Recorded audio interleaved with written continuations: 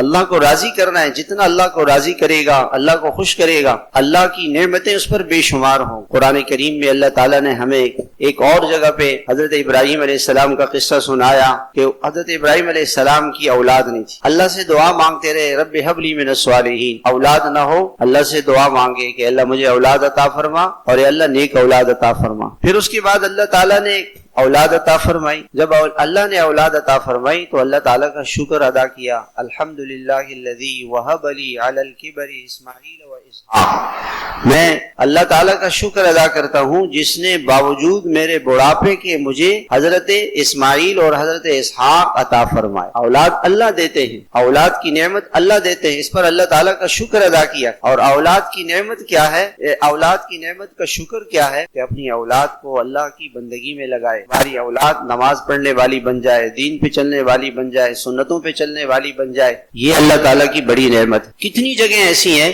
جہاں اللہ نے ہمیں شکر ادا کرنے کا حکم دیا ہے. جب آدمی رات کو جاگتا ہے، رات کو سوتا ہے، تو سونے سے پہلے حضور صلی اللہ علیہ وسلم کی دعا ہے، الحمدللہ الذی اطعمنا وسقانا وکفانا وآوانا فکم ممن لا کافی لہ ولا مووی لہ. اللہ نے مجھے دن بھر کھلایا پلایا، اللہ نے مجھے ٹھکانہ دیا، سونے کے لیے جگہ دی. یہ اللہ کا احسان ہے. اللہ نے مجھے زمین دے دی، زمین کا ٹکڑا دے دیا. کتنے ایسے لوگ ہیں جن کا کوئی سرپرست نہیں ہے، اور جن کو کوئی جگہ دینے والا نہیں ہے. مجھے جگہ اللہ نے دی ہے.